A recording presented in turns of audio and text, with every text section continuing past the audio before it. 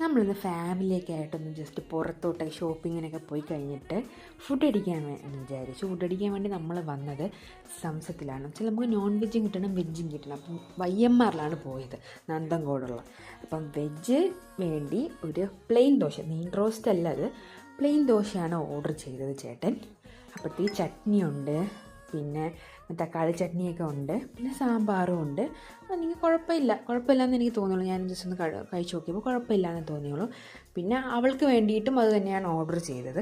പിന്നെ എനിക്ക് ഉമ്മാക്ക് കൂടി വേണ്ടിയിട്ട് ഒരു ഫ്രൈഡ് റൈസ് ഓർഡർ ചെയ്തു. ഒരു വെറൈറ്റി പിടിക്കാൻ വേണ്ടി ഫ്രൈഡ് റൈസ് ഓർഡർ ചെയ്തതാണ് ഞാൻ. പക്ഷേ എനിക്ക് കുഴപ്പമില്ലാണ്ട് ഇഷ്ടപ്പെട്ടു. പീസുകളൊക്കെ ഒരുപാടുണ്ട് കേട്ടോ.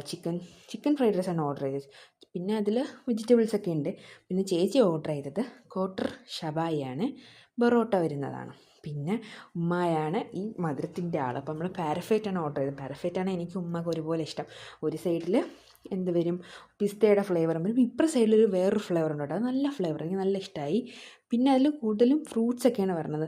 പിന്നെ എനിക്കെന്ന് തോന്നിയത് പപ്പായാണ് അതിൽ കൂടുതലുള്ളത്. ബാക്കി ഫ്രൂട്ട്സൊക്കെ വളരെ കുറവായിരുന്നു ഇന്ന്. പിന്നെ എനിക്ക് വിശന്നു.